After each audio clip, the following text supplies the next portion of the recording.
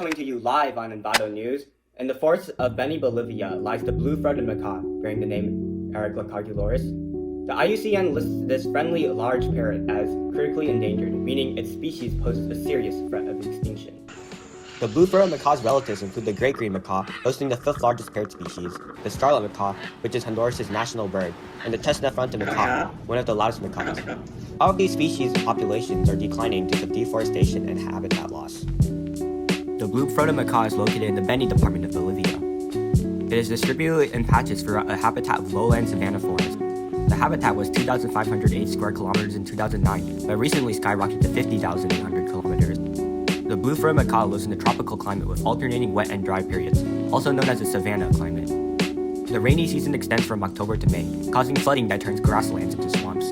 However, the forest islands which the macaw inhabits are elevated and thus remain permanently dry. Beni, Bolivia is warm year-long with relatively low fluctuations in temperature and is also very humid. The landscape includes low-level grasslands, gallery forests adjacent to waterways, and raised forest islands that dot the savanna. Now let's meet two expert ornithologists who will describe this fascinating bird in more detail. The blue-throated macaw is homeothermic, meaning it maintains a constant body temperature, and endothermic, meaning it uses internal metabolic processes to generate heat. As a bird, the blue-throated macaw lacks sweat glands to lose heat. Instead, it regulates heat through its respiratory tract. Blue-throated macaws are herbivores, meaning that they are primary consumers. They primarily eat fruit from large palms, especially motaku palms, but will also eat seeds, grains, and nuts. They eat the mesocarp from ripe or close to ripe fruits, and drink liquid from more immature fruits. They use their sharp curved beak to rip the fruit out from the trees, pry the flesh from the fruit, and crack open nuts and seeds. Hello there. As you know, the blue-throated macaw has a large array of adaptations, the first of which are zygodactyl feet. They have claws that are split up into like groups of two, right? And they help them grab onto the branches really high up, and as they're really sharp, they can really dig in there and stay up there. As you know, they're tropic birds, they're really high up, right? And another one of their adaptations, basically because their diet is mainly of fruit, they have these really good guts for digesting fruit real fast. We were able to observe the intelligence that these macaws exhibit. Blue-throated macaws primarily communicate through sound. They produce a very loud alarming call at the first sign of danger before flying off, use mating calls during courtship, and even encourage their young with soft calls.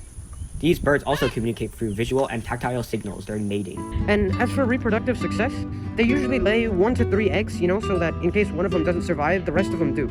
They also make these etchings within trees. They try to get these good holes in with those claws I mentioned earlier, and those can get in real deep and they can put their eggs in there. Thank you for your 2 cents on the subject matter.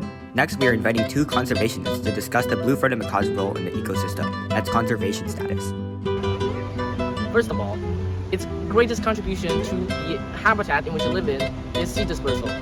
This greatly increases biodiversity of their ecosystem. After they have finished eating their palm fruits, they will often deposit the leftovers and the seeds in select locations. This increases biodiversity, and it allows the growth of new palm trees. This further increases their food supply. Second, as we all know, the blue-throated macaws are very popular animals, and because of this, many tourists watch them every year, and this generates a lot of revenue for the local businesses. Again, this helps both the local economy as well as itself, because this really sparks a lot of attraction or interest from conservationists, rich ones, who often donate more money to the enterprise. And so we talk about the dangers that face the macaw.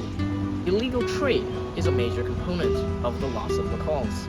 Many illegal captives are capturing macaws and often using them to breed more macaws and selling them on the black market or whatever.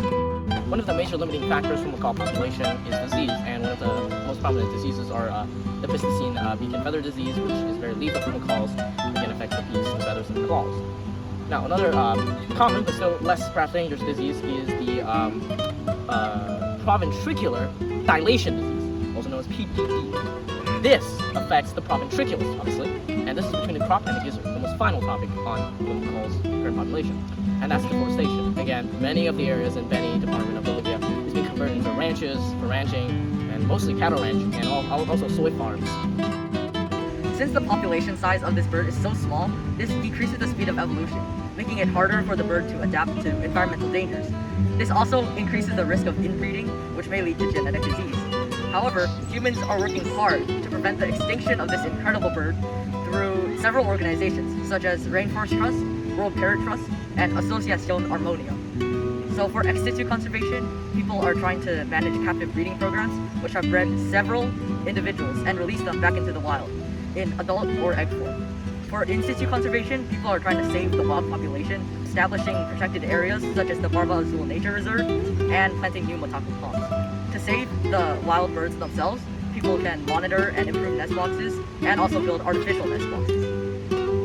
Why is the blue-throated macaw even critically endangered? The blue-throated macaw has several factors that make it especially vulnerable to destructive human activity. The first is its low reproductive rate. Females lay only 1 to 3 eggs every breeding season, and chicks take a relatively long time to reach sexual maturity. But this makes it harder for the population to rebound from human-caused disasters. The second factor is the blue-throated macaw's highly specialized habitat requirements. It only inhabits gallery forests and forest islands, and relies on Macaw ponds for food, water, shelter, and nesting sites. These are all threatened by activities such as conversion to cattle ranching, logging, and burning. Overall, I believe that the future of the blue-throated macaw is quite promising. Its population size and habitat size have both significantly increased in recent years.